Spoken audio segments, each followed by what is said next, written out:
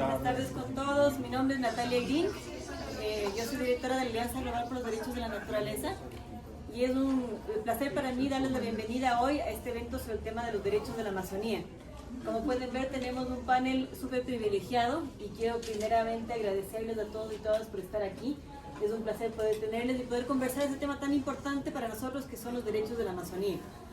Desde el FOSPA el año pasado en Rurrenabaque, Bolivia, se planteó la idea de que la Amazonía tiene que tener derechos. Se planteó una declaración de los derechos de la Amazonía a partir también de un veredicto del Tribunal Internacional de Derechos de la Naturaleza y a partir también de las experiencias que existen, como es la Constitución del Ecuador o Colombia mismo, que es el primer país que tiene en efecto una sentencia por los derechos de la Amazonía. En este sentido, durante la OTCA y durante esta cumbre amazónica estamos planteando la idea de que la Amazonía como un bioma vivo tiene que tener una voz, tiene que plantearse un diálogo ecocéntrico a favor de la Amazonía como un ecosistema vivo integral y que no esté dividido por fronteras, sino que se plantee cuáles son los intereses de la Amazonía mismo como sujeto de derechos con su voz propia. Y es para eso que tenemos hoy a un panel súper representativo de personas que conocen mucho sobre todo por qué la importancia de la Amazonía, por qué tenemos que transitar hacia un modelo que reconozca que la Amazonía está viva y que por lo tanto nosotros en estos espacios de incidencia logremos que los estados también escuchen esta voz para que ojalá la declaración mismo del OTCA plantee el tema de los derechos de la Amazonía, como ya lo ha hecho los diálogos en Bolivia y en Brasil, y que podamos entonces salir ojalá con buenas noticias de esta cumbre. Así que tal vez voy a dar espacio tal cual como están. Tenemos aquí a Camilo Guamoni. Camilo es representante de la NAHUE, de la Nacional Guaraní del Ecuador, y por lo tanto un habitante del Parque Nacional Yasuní. Y quisiera empezar contigo, Camilo, en especial porque hoy es un día importante, ¿no es cierto? Se celebran los 2 años de la consulta popular del Yasuní. Así que te damos la palabra, Camilo. Adelante. Muy buenas tardes, mi nombre es Camilo Guamoni. Actualmente soy dirigente de la CONFENIEC, que es Confederación de Nacional Indígenas de la Amazonía Ecuatoriana. Soy de la Nación Guaraní, soy un líder que he estado luchando más de 22 años en nuestro territorio y es una oportunidad de conocernos bastante porque no he estado en muchos eventos internacionales, pero estamos haciendo incidencia como Guaraní y también como CONFENIEC, dando las voces desde la Amazonía.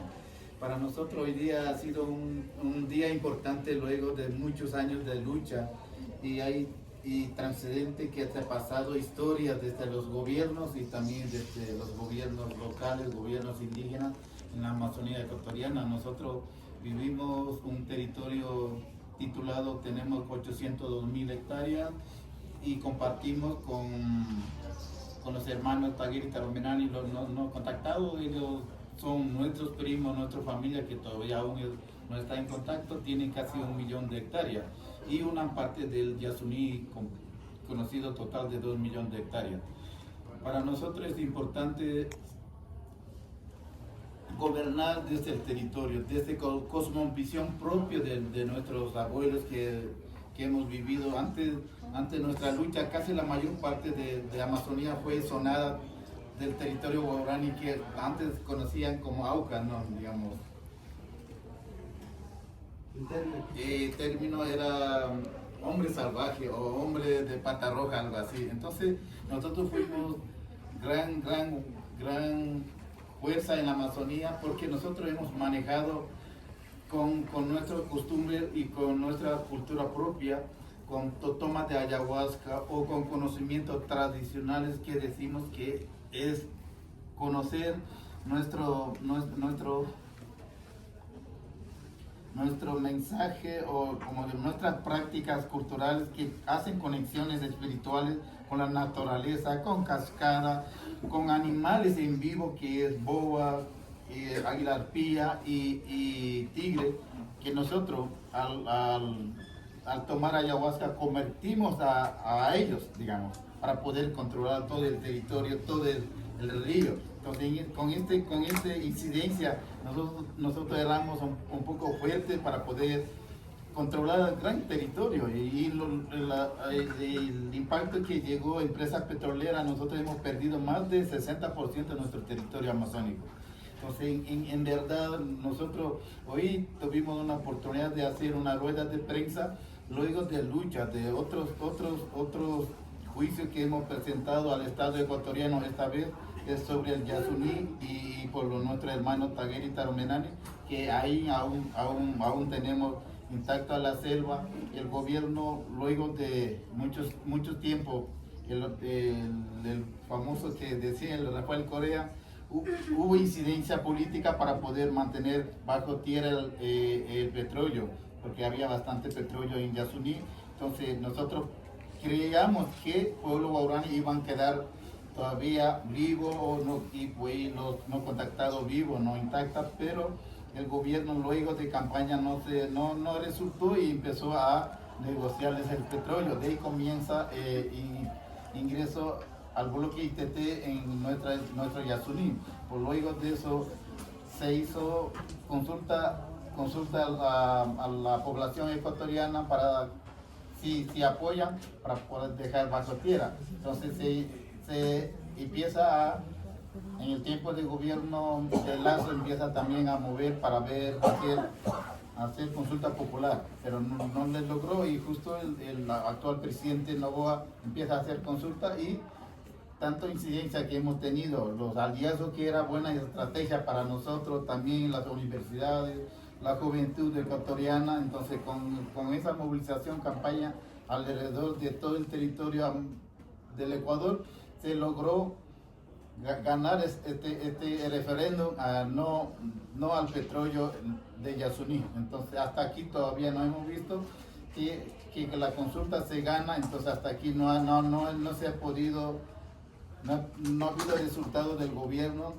digamos, de este corte también nos dio a favor de esta consulta. Entonces luego de 2 años, tanta lucha que hemos hecho, presentaciones, movilizaciones, y era oportunidad de esta fecha, cumpliendo los 2 años de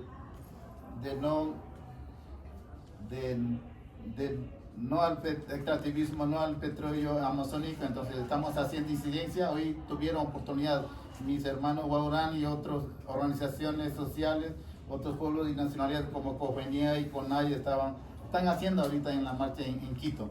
Entonces, por eso era un día especial para nosotros.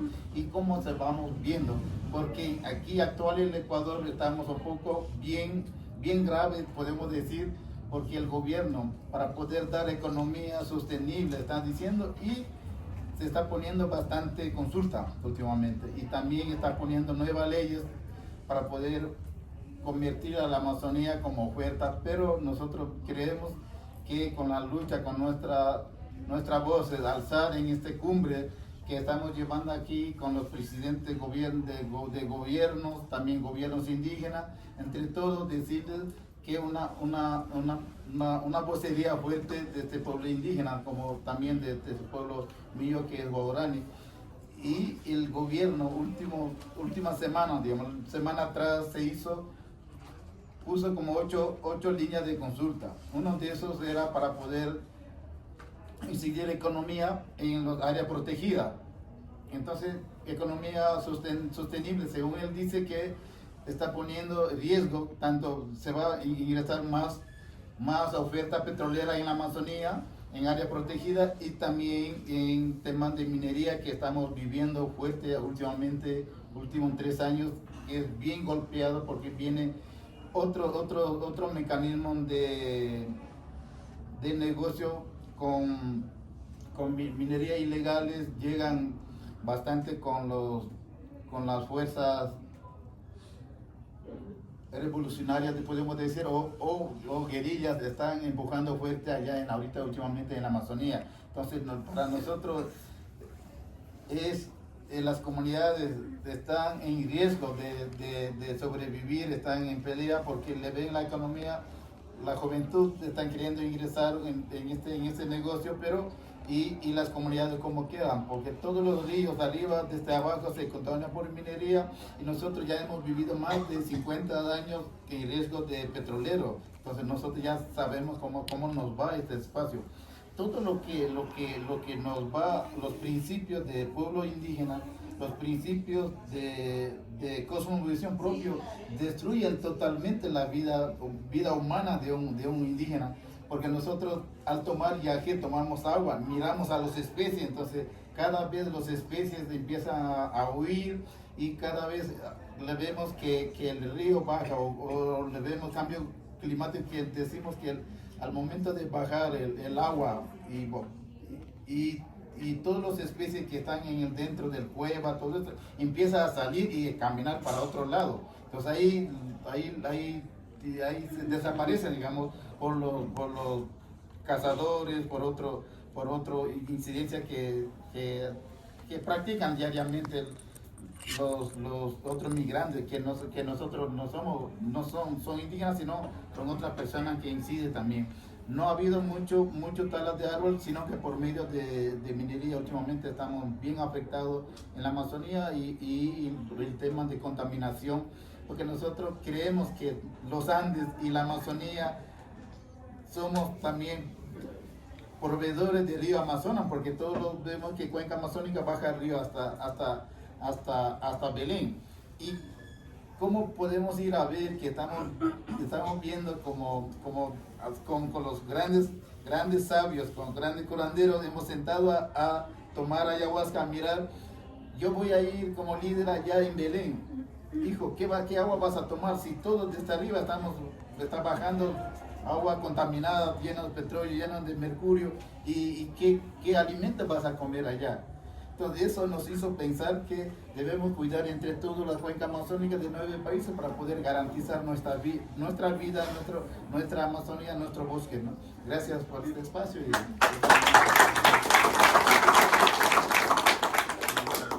Guaponi, Camilo, y muchísimas gracias. En este momento, como les decía Camilo, tenemos al Ecuador entero movilizado, no solo porque hace 2 años 58% de la población decidió dejar el petróleo bajo tierra, sino especialmente porque hoy se cumplen 2 años del incumplimiento de ese mandato popular. Así que antes de dar la palabra a Olivia, quiero pedirles que cuando yo diga una frase, ustedes digan nadie se cansa. Entonces, por el Yasuní, nadie se cansa. Por el Yasuní, nadie se cansa. Y así nos juntamos un poco al espíritu de que hoy están movilizados los compañeros y todo el apoyo a la Nacionalidad de Guaorani, que ha sido protectora de ese territorio tan importante que es el Yasuní. Muchísimas gracias, Camilo, Guaponi. Y ahora vamos a dar la palabra a Olivia Visa. Olivia, muchísimas gracias por estar aquí. Ella viene de la Amazonía peruana, representa a la iniciativa de Cuencas Sagradas también, a la Alianza, y también una defensora perseguida también, Olivia, que nos cuentes qué es lo que está pasando en el territorio y por qué la Amazonía debería ser sujeto de derechos. Adelante, Olivia.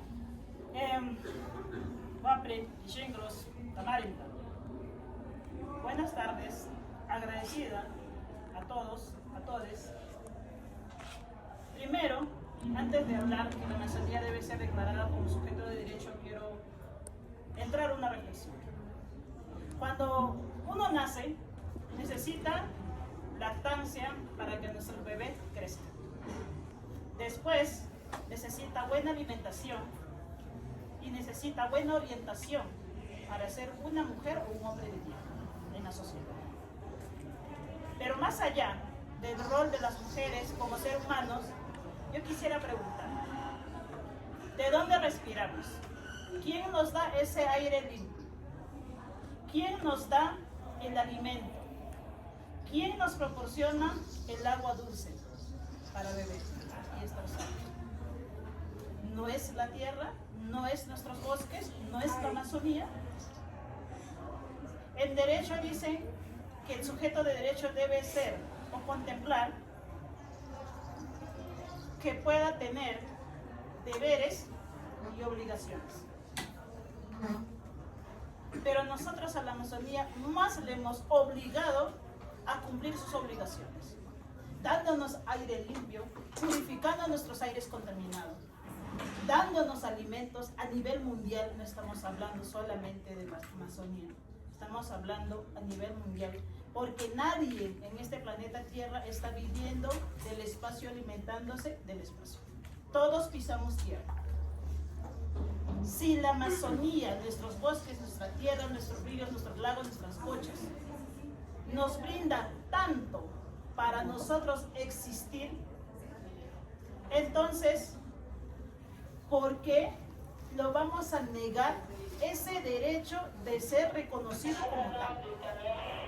Nuestros ancestros y consecuente nosotros hemos venido con esta herencia de contacto y vínculo directo con la naturaleza.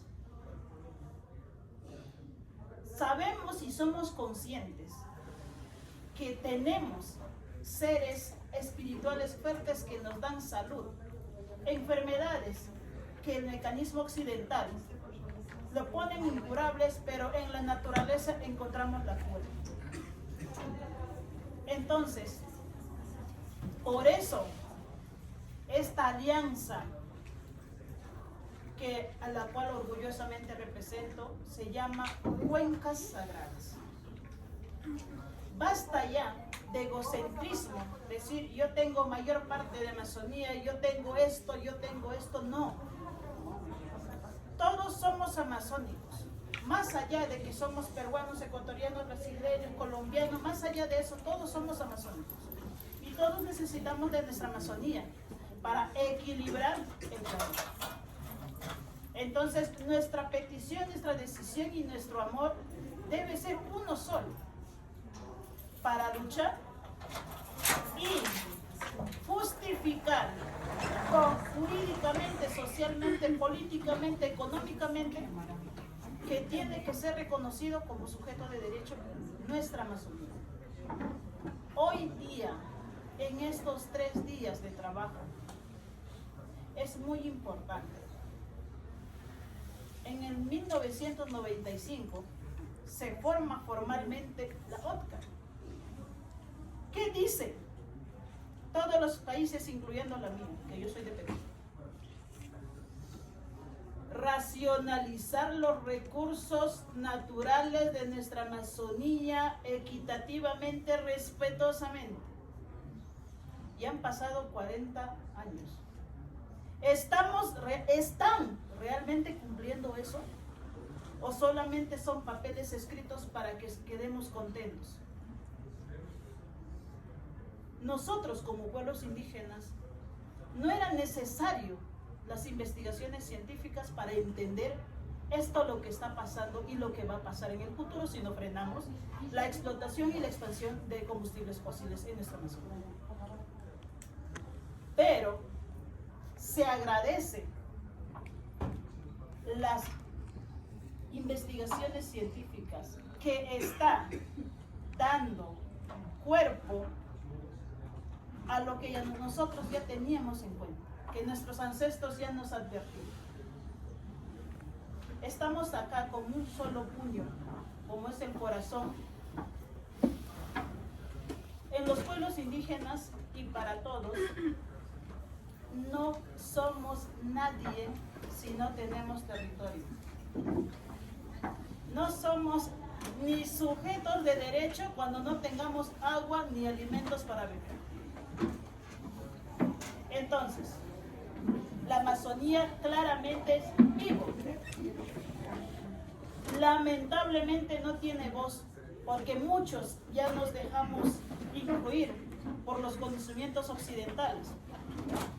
Pero para los que realmente tenemos vínculo, aún nos sigue hablando, por visiones, por nuestras plantas. Y estamos acá para defender esa voz, esa posición de que se está agotando. El ser humano puede estar con anemia y morir cuando ya se queda sin sangre. La Amazonía está enferma. Nuestros gobiernos están sentando COPs de biodiversidad, COPs 30, la OTCA y no sé cuántas cosas más. Si no tienen este chip de que la Amazonía debe ser ya un sujeto de derecho, de lo cual se debe de respetar, retribuir y reivindicar sus derechos por tantos años, de extracción, no vamos a parar. Vamos a seguir incendiando nuestra Amazonía.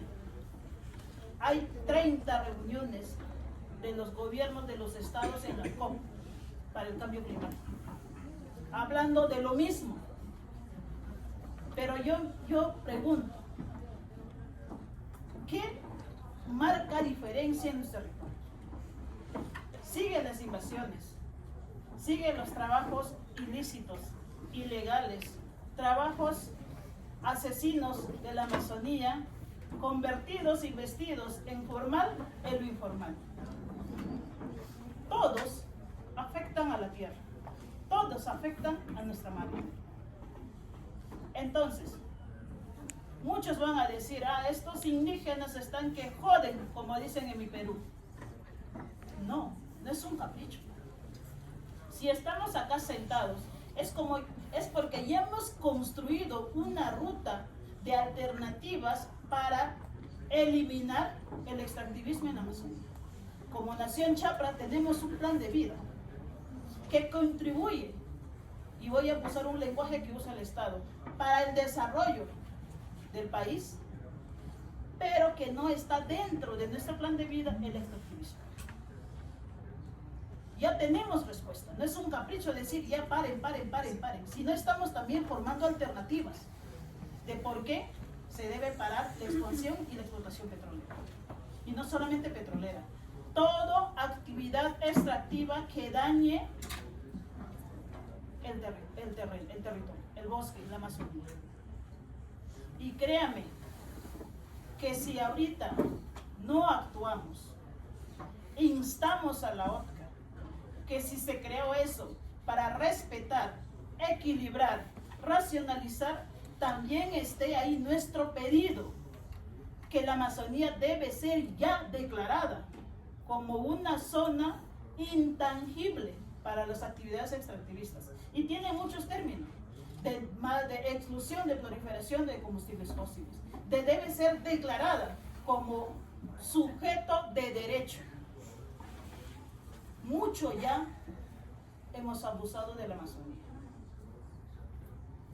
Todos estamos acá contentos porque tenemos aire, agua, donde tomar, donde comer, de dónde pescar, de dónde sacar alimentos para nosotros y nuestras generaciones. Pero cuando hay un desastre natural por desbalance o desequilibrio de los ecosistemas, no hay ningún poder político, económico, tecnológico que nos salve de ella. Es ahora nunca, hermanos, hermanas, de que debemos de luchar para nuestra generación. Y más aún, reconocer a nuestro territorio, nuestros bosques, nuestra vida, porque como pueblos indígenas somos vida. Sin territorio nosotros no tenemos vida como sujeto de derecho. Muchas gracias y agradecida por este espacio.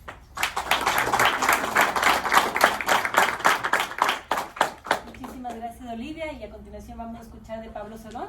Él es de la Fundación Solón y también de la Asamblea Mundial por la Amazonía. Pablo, por favor. Bueno, muchas gracias, Nati. Un saludo a todos ustedes. Y permítanme saludar a la delegación boliviana que ha venido casi en pleno aquí.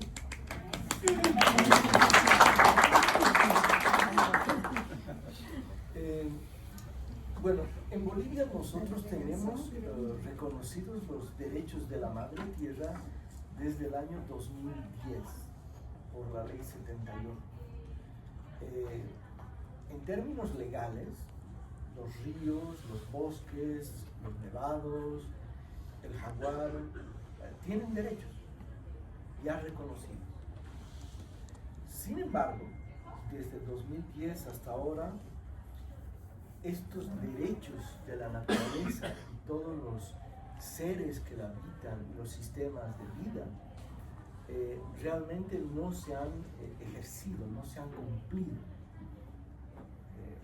Están consignados en la ley, pero en la práctica no se implementan.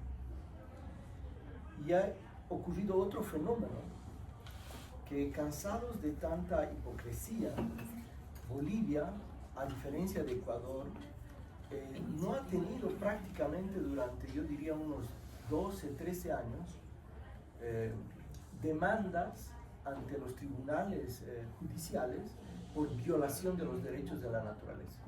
Mientras en Ecuador seguramente tienen más de 100 casos. 70.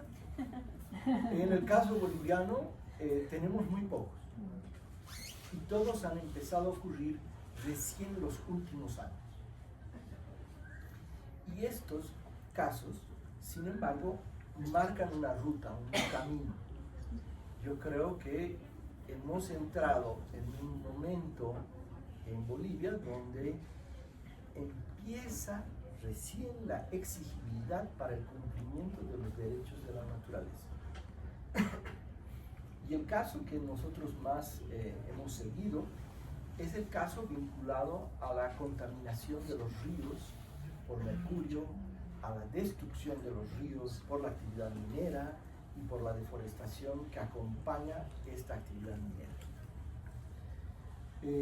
En el año 2023 se presenta una acción popular promovida por la Defensoría del Pueblo ante el juzgado de Palos Blancos, en el que se plantea de que no solamente se tiene que anular el proceso de otorgación de un contrato minero a una cooperativa minera, sino que además se tiene que hacerlo en reconocimiento de los derechos que tiene el río.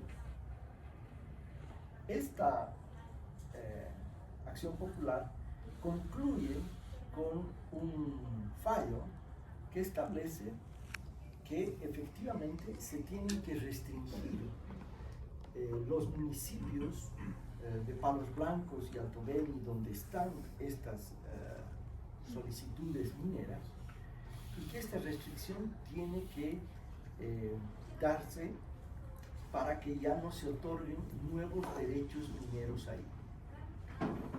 En estos dos municipios y sobre todo sus ríos, el río Alto Beni, el Bopi, teníamos alrededor de 60 solicitudes mineras. Dos están consolidadas, ya tienen contrato, pero las otras estaban en curso de ser aprobadas. Y a raíz de esta determinación, la movilización y la presión de los municipios, de las organizaciones indígenas, en particular de la organización del pueblo indígena Mocetén, de los productores agroecológicos del cacao, que defendieron la tesis y la defienden a morir, de que no puede haber agroecología si es que hay actividad minera, porque esto va en contra de la producción orgánica de sus productos, entre los cuales se encuentra fundamentalmente el cacao.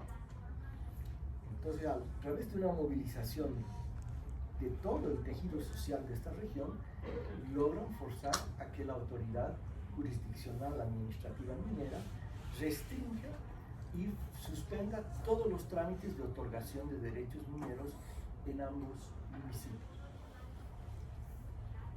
Legalmente están suspendidos y logran tener una sentencia del Tribunal Constitucional Plurinacional que confirma el fallo del juzgado de Palos Blancos y lo amplía. Dice no solamente que efectivamente estas determinaciones afectan a la población, sino también afectan al río Beni, al río que pasa por ahí, y plantea de que tienen que tomarse medidas para precautelar también los derechos del río Beni. Este fallo plantea una serie de interrogantes muy interesantes, porque en el caso boliviano se ha logrado a través de otra acción popular restringir también la otorgación de derechos de los ríos, pero resulta que el río no es solamente pues el cauce del río Mayor, el río Beni, Alto Beni, sino de todos sus afluentes. Entonces uno no puede restringir solamente en la vena principal sin ir a toda esa ramificación. Entonces nos plantea un tema de qué significa garantizar los derechos de un río. No podemos hablar del río, tenemos que hablar de la cuenca. no podemos hablar de la cuenca solamente, porque la cuenca implica los bosques que están ahí. La cuenca implica los peces, implica toda esa relación que existe, es un sistema de vida. Y entonces ahora plantea, bueno, ¿cuál es el parámetro? ¿Hasta dónde tiene que llegar esta restricción? ¿Dónde empieza y dónde termina? ¿Solamente en la parte amazónica o en la parte andina, donde se están desarrollando probablemente gran parte de las actividades mineras que utilizan mercurio y que luego fluyen aguas abajo? Entonces empieza a darse un fenómeno que es cómo vemos los derechos de la naturaleza, no desde arriba, sino desde los territorios. ¿Cómo vamos a hacer para lograr prevenir, precautelar que no avance más la contaminación? ¿Es suficiente frenar la otorgación de derechos mineros? Es un paso, pero no es suficiente. ¿Por qué? Porque empieza a haber la minería ilegal. Y la minería ilegal provoca avasallamientos en esa región. Cada 2 semanas, diferentes organizaciones del pueblo indígena Mosetén y del municipio de Palos Blancos, de Alto Beni, en su recorrido por los ríos de su territorio, encuentran actividad minera ilegal y empiezan a desarrollar actividades de control social para desalojar a esas actividades mineras ilegales, semi-mecanizadas o mecanizadas. O sea, ¿qué significa ejercer los derechos de la naturaleza? No es solo esperar a la resolución del juez, a la determinación de la autoridad administrativa, sino cómo desde las propias organizaciones sociales, agroecológicas, indígenas, se logra frenar y defender los derechos de esa Amazonía. Pero tenemos 2 problemas. No es fácil el tema cuando hablamos de los derechos de la naturaleza, y más cuando escalamos hacia la Amazonía. Porque ¿cómo prevenimos? ¿Qué medidas tenemos que asumir para que no siga avanzando esta destrucción que se da alrededor de las cuencas y subcuencas hídricas en esta región de la Amazonía, solo para tomar un ejemplo? Sin medidas que afecten el tema presupuestario, la otorgación de fondos para poder enfrentar a la minería sin barcos que estén circulando por esa región, eso no va a funcionar por más que lo determine una ley, un juzgado o el propio Tribunal Supremo. El tema del presupuesto es fundamental. En el caso boliviano, todo el presupuesto de medio ambiente y del agua de todo el país, de todo Bolivia, no solo de la Amazonía, es apenas el 1% de todo el presupuesto general de la nación. Entonces, obviamente, hablar de derechos de la Amazonía es hablar de asignación de recursos. Es hablar de una institucionalidad en la que tiene que estar involucrada las organizaciones sociales, pero también la justicia, la fiscalía, la policía, la fuerza naval, porque si no, no se logra prevenir y garantizar dichos derechos. Pero tenemos también otro desafío, y es en otro fallo judicial que se dio en otro lugar. Igual frenaron la otorgación de derechos, pero con una condición, diciendo hasta que se resuelva el tema de los pasivos ambientales en el río Beni y sus afluentes innombrables. ¿Cómo se resuelve el tema de la reparación del río?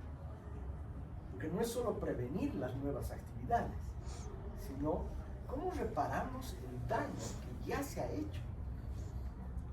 Y este fallo judicial plantea eso precisamente.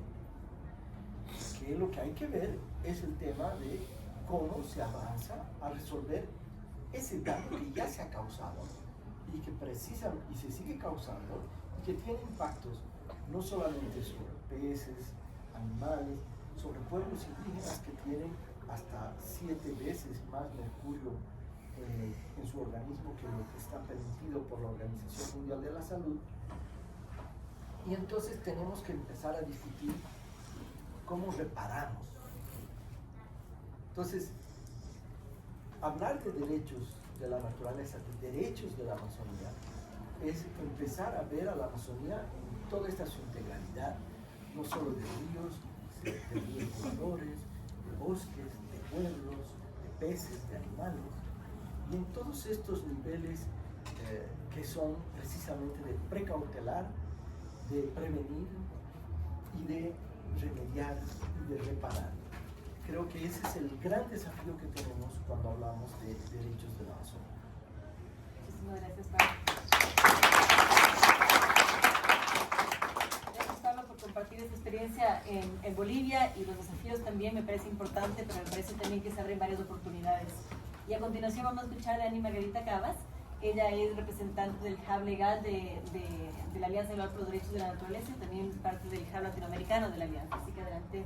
Gracias, Nata. Gracias. Bienvenidos a todos y a todas. Gracias por esta oportunidad que nos brindan de estar de este lado del escenario, pero también la posibilidad de hablarle a un grupo tan nutrido y que yo sé que el mensaje va a ir mucho más allá, a tal punto que las decisiones presidenciales que se tomen en esta cumbre de estos 8 países van a lograr impactar y van a lograr incidir de la manera en que todos nos estamos proponiendo.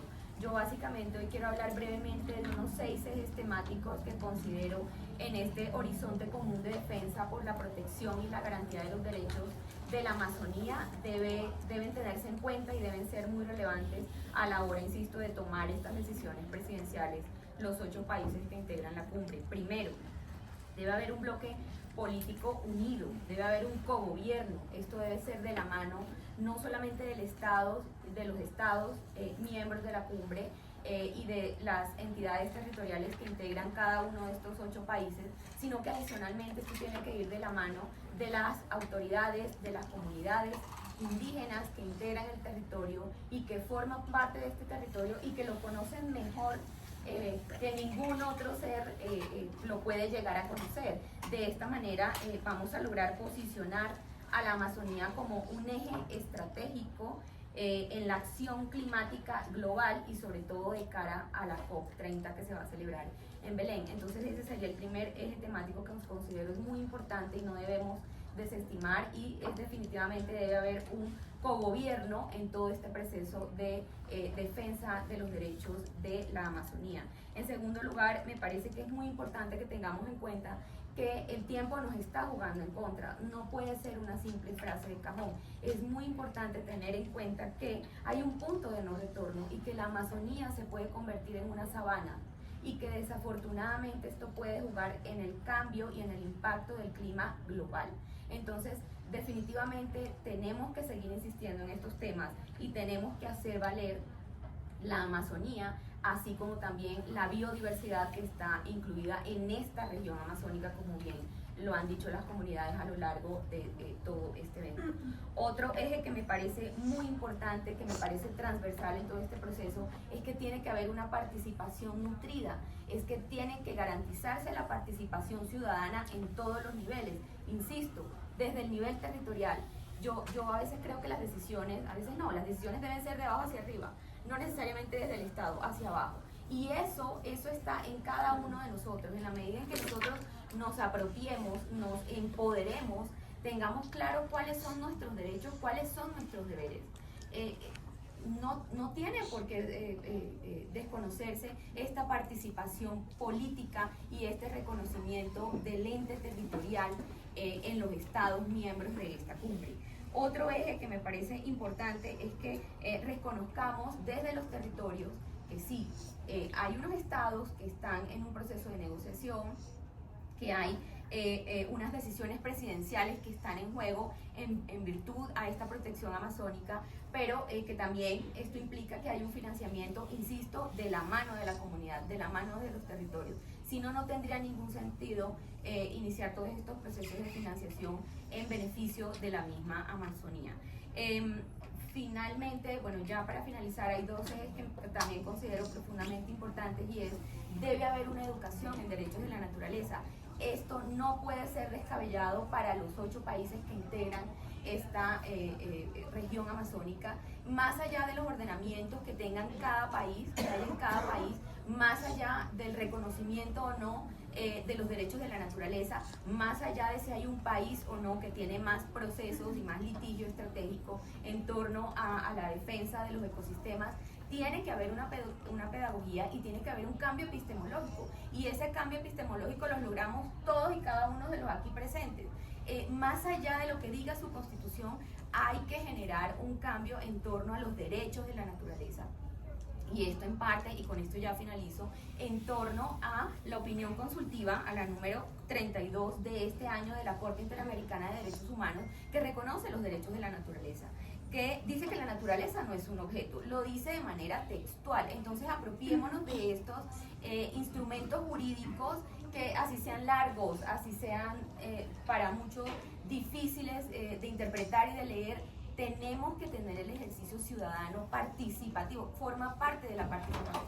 Apropiarnos de estas herramientas legales y hacer a partir de ellas cambios epistemológicos, cambios sociales en torno a la defensa de nuestros territorios. Entonces, insisto, los derechos de la naturaleza, más allá de nuestros ordenamientos jurídicos, más allá de las connotaciones constitucionales que tengan estos países que integran esta región amazónica, deben empezar a generar cambios profundos a nivel local de cada uno de nosotros, y de alguna manera tenemos que empezar a exigirles a nuestros gobiernos se empiecen a instituir de tal manera que logremos ese cambio por el cual nos estamos cada vez más convocando. Y bueno, con esto finalizo. Muchísimas gracias. Muchas gracias, Dani Margarita. Y justamente en el punto de educación, a quienes estén interesados, Ani está dirigiendo un proyecto de educación global, una universidad global por los derechos de la naturaleza que estamos impulsando desde el Hub Legal y el Hub Latinoamérica. Así que si quieren conocer más de esto, es una universidad gratuita en línea sobre los derechos de la naturaleza. Si quieren conocer más, les invito a que puedan hablar con Ani cuando salgamos de este evento. Sí. Y Gracias, muchas Marta. gracias por eso. Gracias, Marta. Y a continuación vamos a escuchar a Gregorio Mirabal. Gregorio es de COICA, dirige justamente el programa de cambio climático. Y Gregorio, muchísimas gracias por todo su liderazgo, por la Amazonía, y te escuchamos. De pequena Baica, es un guisinha pecua, jarigachando, invitan a Gregorio, Puripaco Noa, Huaycana Noa, Coica Noa.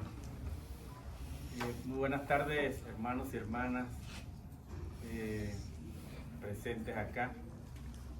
Soy Gregorio, en este momento en la COICA, pero también en múltiples funciones en la lucha por la defensa de la Amazonía. Eso que Nati dice, derechos de la selva amazónica, derechos de la Amazonía. Bueno, oyendo a los hermanos aquí que están conmigo, yo, para no repetir, simplemente apoyo lo que han dicho. También soy militante desde el principio allá con Domingo, que está conectado con la selva de Perú y Ecuador. Hermano Domingo, presidente de las Cuencas Sagradas, hemos estado juntos desde un principio, estamos allí acompañando, empujando, apoyando también, y también apoyando a las organizaciones nacionales como AIDESEP, la OPIAC aquí, que es nuestra anfitriona en la quinta cumbre. Tenemos un pabellón allá con la OPIAC, la COYAVI de Brasil, la CIDOS de Bolivia, los hermanos de las Guyanas, Orpia de Venezuela, la CONFENIAE de Ecuador. Entonces yo quería ¿qué estamos haciendo nosotros en este momento por la selva amazónica? ¿Qué estamos haciendo nosotros los pueblos indígenas por la defensa de esa Amazonía?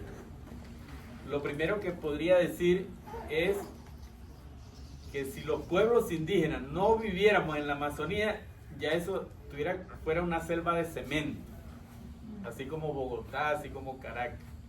Si nosotros no estuviéramos ahí no hubiera nada. O sea, todo se hubiese destruido. Eso se mantiene vivo porque estamos allí, porque hay una conexión espiritual, como lo decía Camilo, hay una conexión distinta. Y lo han dicho los científicos. Recientemente el panel científico por la Amazonía dice, es difícil entender la conexión, o sea, no hay una explicación científica para entender la conexión de los pueblos indígenas con la selva, porque es una conexión muy poderosa. como decía Camilo, no solo con los animales, con los peces, con los ríos, con la montaña, con las oraciones, con el universo. Es una conexión muy poderosa. Y esa conexión también lo tienen los pueblos que viven en el desierto, los pueblos que viven allá en el hielo, en el Ártico. Hay una conexión muy distinta a una visión de la gente que vive en la ciudad. Entonces, ¿qué estamos haciendo? En este momento yo vengo de una reunión donde estamos diciendo qué va a pasar mañana. Porque el primer día aquí hubo una ceremonia, aquí en este espacio. Nosotros acompañamos la ceremonia, nos invitó el hermano Germán y nos dijeron que este es un espacio, aquí donde estamos hablando, están los espíritus de mucha gente que nos está oyendo en este momento, que exige justicia. Hay mucho dolor, pero también hay mucha esperanza. Aquí hay una fuerza en este espacio que se llama Casa de la Paz, Reconciliación, Centro de Memoria, y nos quedamos impresionados por todo lo que ha pasado en Colombia. Vimos la foto de la gente, ellos están aquí en este momento, quizás acompañándonos para buscar ser parte de la solución, no perder la esperanza, y ese es el primer llamado que hago a todos los que estamos aquí. Yo creo que aquí estamos por nuestra familia, por nuestros nietos, por nuestros hermanos, hermanas, por nuestra familia, porque queremos vivir en un mundo mejor. Entonces, lo primero que hemos dicho,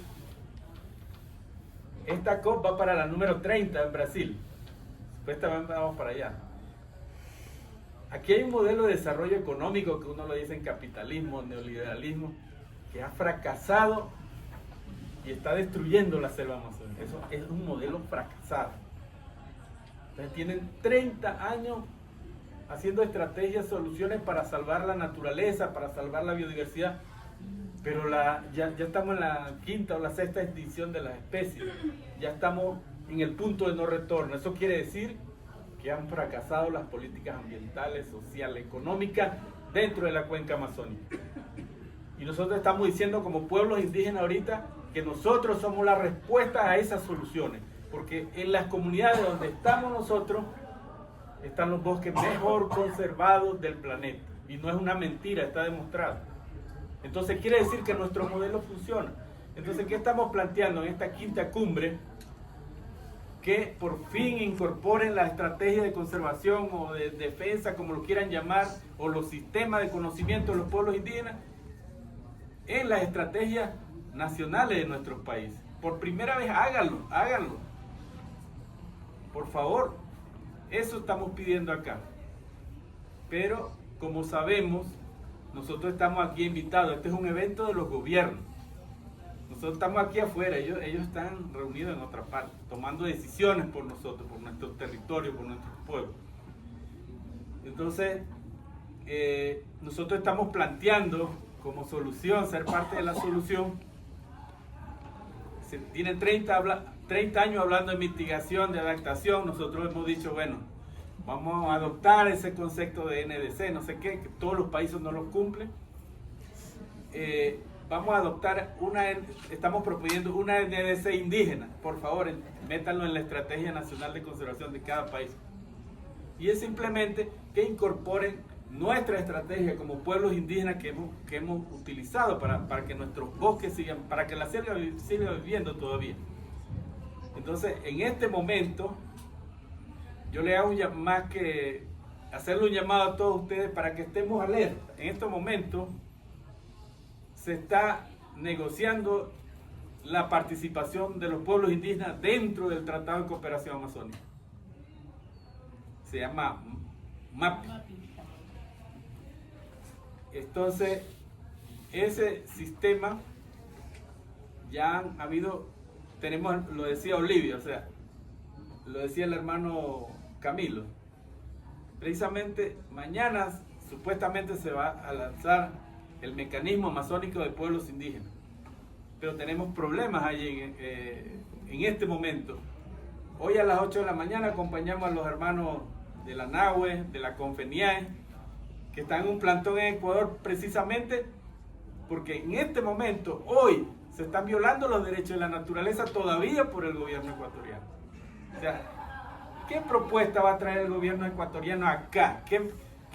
¿Con qué moral se va a presentar aquí cuando está promocionando un nuevo oleoducto, está dando concesiones mineras, está negando el derecho al territorio de los hermanos en el Yasuní? Entonces, ¿qué puede traer ese gobierno acá? El tema de una nueva ronda petrolera. Una nueva ronda petrolera. Entonces, esta mañana yo voy a citar lo que dijo Camilo. Camilo, ¿qué pasa? ¿Por qué la rueda de prensa? Y bueno, estamos en guerra con el gobierno. No vamos a permitir que hagan eso. Así lo dijo textualmente Camilo. Vamos a entrar en guerra con el gobierno. Y ahí estamos todos, ahí está la Cuenca Sagrada, ahí están ustedes, estamos nosotros, la COICA. O sea, nosotros no vamos a permitir, unidos, estoy hablando de una visión amazónica. O sea, mi trabajo, mi acompañamiento es una visión de la Cuenca Amazónica a través de las organizaciones indígenas.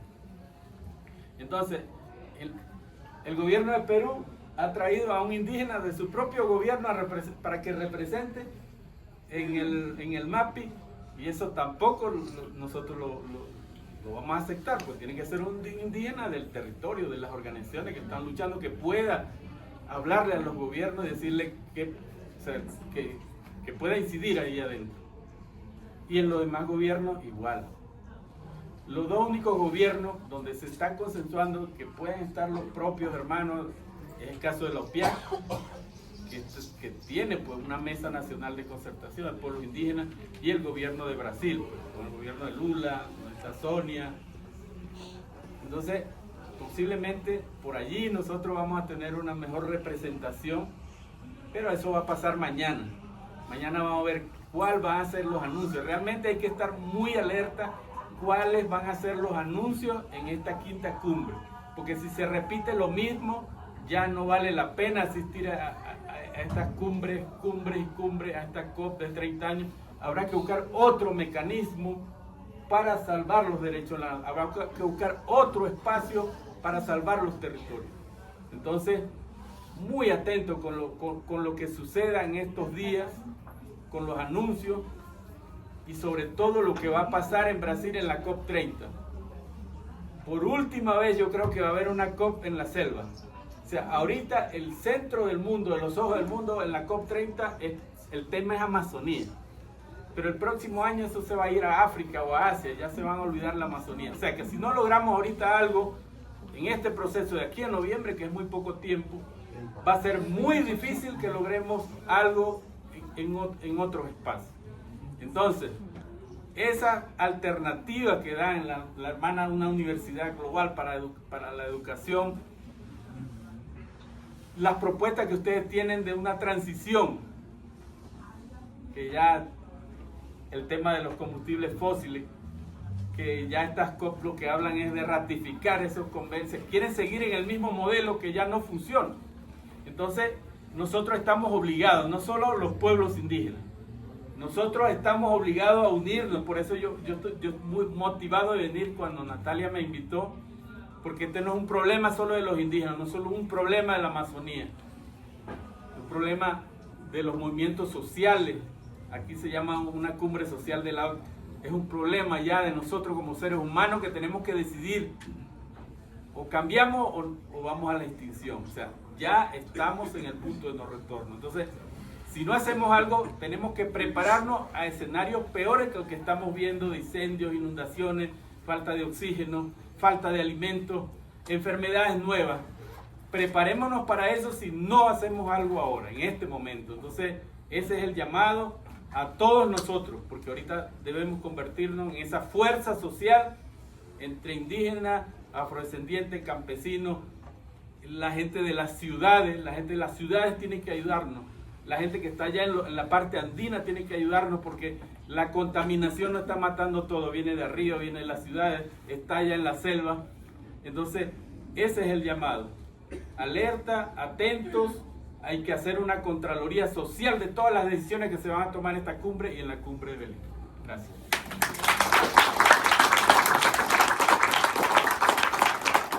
Muchísimas gracias, Gregorio, por esa fuerza, y estaremos atentos y estaremos informando lo que vaya pasando y cómo nos vamos organizando. Gracias, Gregorio. Y finalmente vamos con Mercedes Mejía. Mercedes viene de la Iniciativa de Ríos y también del Comité Nacional Colombia. Y bueno, Mercedes también nos puede contar, les comentaba en la mañana, quienes pudieron escuchar, que mucho del avance de los derechos de la naturaleza se ha hecho también por el tema de reconocimiento de ríos. Pablo ha hablado un poco también del tema de ríos. Justamente ayer tuvimos una representación de la compañera hablando de qué ha pasado con las mujeres Cucama en el Marañón. Así que Mercedes, por favor, compártenos un poquito también tu experiencia, lo que vienes a compartir en este espacio. Adelante. Bueno, y entonces todos ya No. han dicho gran parte de lo que traía preparado, pero yo creo que el tema crisis civilizatoria lo deberíamos usar más a menudo, porque eso es lo que tenemos en este momento, una crisis civilizatoria. Y esa crisis civilizatoria, digamos, pasos atrás, difícil, no se ve. ¿Por qué? Porque todo el tema de construcción de política pública global está dado para que esa crisis permanezca. Pero estamos aquí, esa es la esperanza. Tenemos que se está luchando por el OTCA indígena y porque se han escuchado los indígenas cuando se hacen estas cumbres. Estamos aquí también porque haya un OTCA social para que las organizaciones, para que los campesinos, para que los afro y todos los que vivimos en la Amazonía, los citadinos, porque es que hay veces no se tienen en cuenta las personas que viven en las ciudades de la Amazonía. Entonces, esta propuesta que se ha tenido esta vez de OTCA social, hay que seguirla construyendo, hay que seguirle dando forma y pues ahí estamos, esas son las esperanzas. Hay otro aspecto y que se ha puesto con algunas de las intervenciones y es el tema de la alfabetización. Esta mañana esa alfabetización nos hablaba de alfabetización en las transiciones energéticas. Resulta que es que la energía es un poder que no hemos alcanzado a dimensionar y es estratégico. Y entonces es un tema de seguridad nacional. Cuando hablamos de transición energética, nosotros no pensamos en seguridad nacional, pero en Colombia pasó algo y voy a contárselos. Hace algunos años en la costa atlántica no había gas para las personas, para las comunidades y para las ciudades. Y entonces Colombia le vende el gas a Estados Unidos. Entonces le dijo Colombia, señora empresa, véndame del gas que yo le vendo, pues para mis comunidades. Y la empresa le dijo no, porque es que todo el tema energético y lo que tenemos energético es de seguridad nacional. Entonces cuando nosotros hablemos de temas energéticos, de hidroeléctricas, independientemente que estemos de acuerdo o en desacuerdo, porque es que cada país, cada ciudad, es muy diferente el contexto, pero la energía es un tema de seguridad, de poder, y no lo hemos dimensionado. Nuestros ríos que fluyan libremente es el poder que nosotros tenemos. Cuando dejen de fluir y sus cauces se disminuyan, ese poder del agua dulce, del agua fresca, desaparece. Y al disminuirse, disminuye la vida. Se convierte en un agua contaminada, se va para otro lado, se disminuye en los sitios en donde siempre he estado. Somos conscientes de eso. Entonces, aquí hay un tema de alfabetización clave. Aplaudo el tema de esta universidad libre, que es libre de acceso para todos, porque eso lo necesitamos y lo necesitamos cada vez más.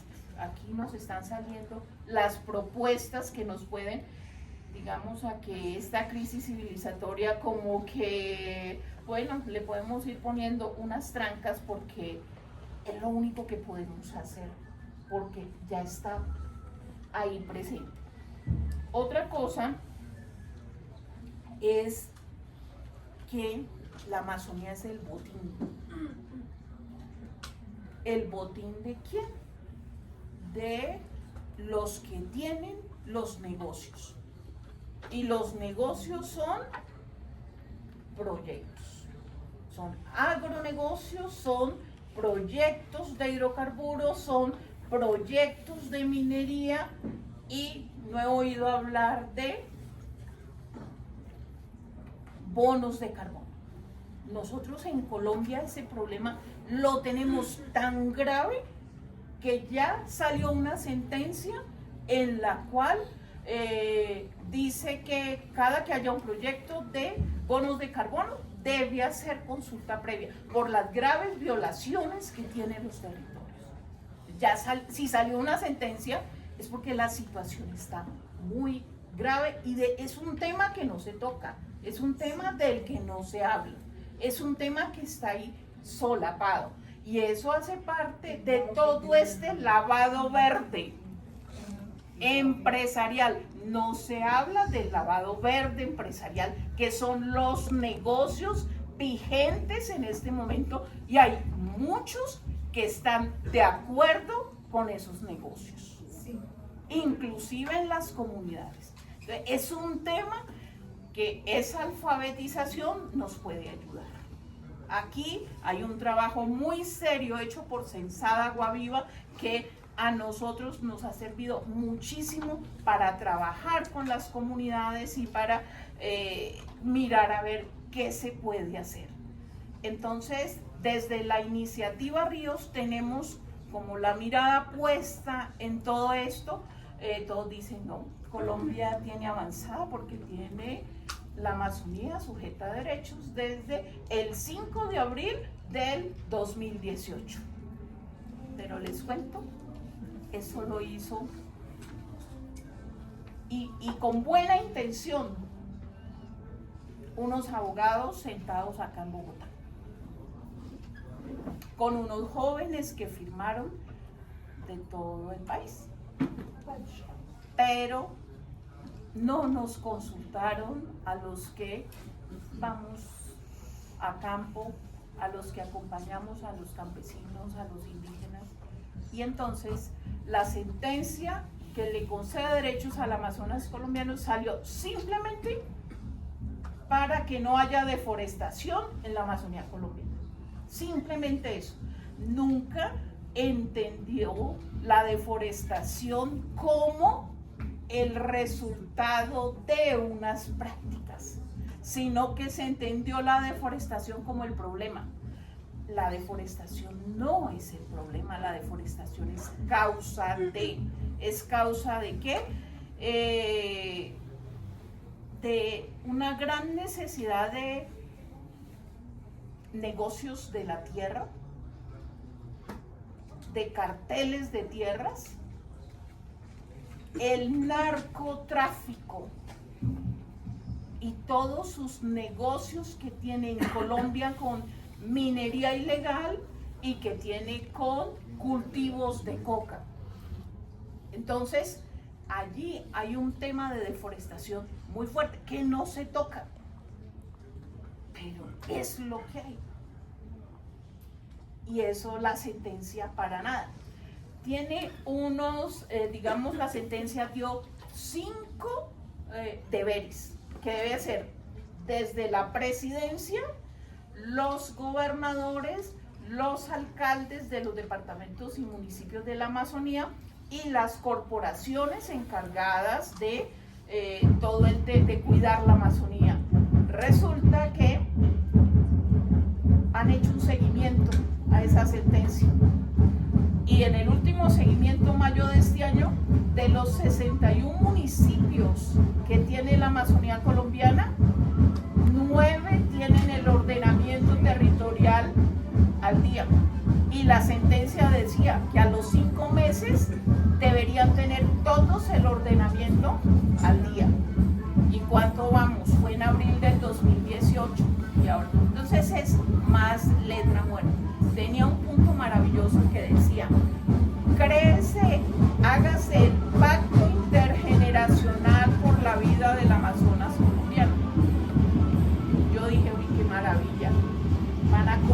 por primera vez a las comunidades, a las organizaciones y con el conocimiento ancestral y con las prácticas de los campesinos, las prácticas que todos tienen.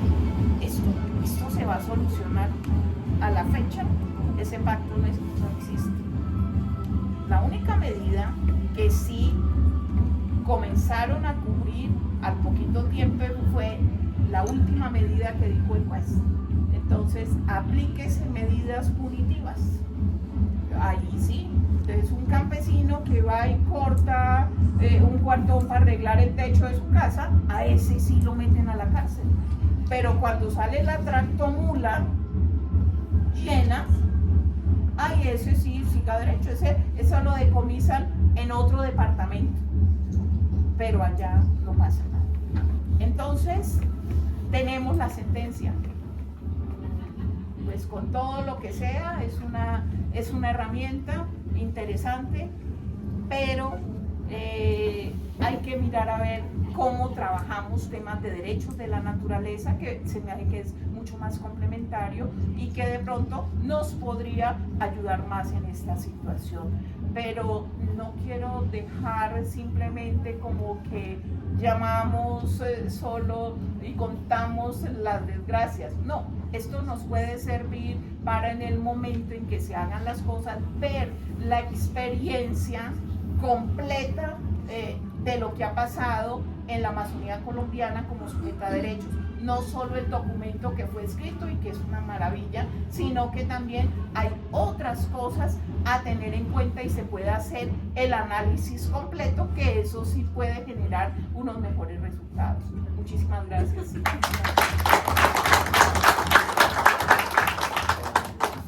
Mercedes, por esas reflexiones. Yo creo que nos deja mucho aprendizaje de qué es lo que viene después, por ejemplo, de una sentencia, cómo podemos empoderarnos de esas herramientas, cómo podemos transformarlas y utilizarlas como oportunidades, porque hemos hablado estos días que realmente la ejecución de la sentencia es lo más complejo, ¿no? La garantía de esos derechos es lo más complejo y es de lo que tenemos que estar unidos, lo que tenemos que estar empoderados, lo que tenemos que estar informados. Quiero decirles que los tambores, como ven, están encima nuestro, así que no nos va a dar la oportunidad para poder hacer preguntas. Sin embargo, hay un evento cultural ahora que nos han pedido los organizadores que vayamos, por eso nos hemos encerrado aquí para salir por allá y poder ir con los tambores. Así que no vamos a hacer preguntas, pero la idea es que podamos estar juntos en el evento cultural y que puedan encontrarse con estos grandes panelistas. Yo quiero agradecer porque hoy tuvimos la presencia de Ecuador, Perú, Bolivia, Colombia, Venezuela, Ecuador. Así podemos construir un escrito con un panel nutrido, con una participación, con una integración de todos, realmente tratando de buscar un futuro común. Y quiero también contarles que el día de mañana va a haber el tema de un balance ético a las 10 de la mañana aquí en el auditorio principal, que es donde va a estar el gobierno de Brasil, el gobierno de Colombia, pero muchos representantes de la sociedad civil. Es un evento importante al que llamamos para que puedan participar todos y todas y que, bueno, ahora a bailar con los tambores. Muchísimas gracias.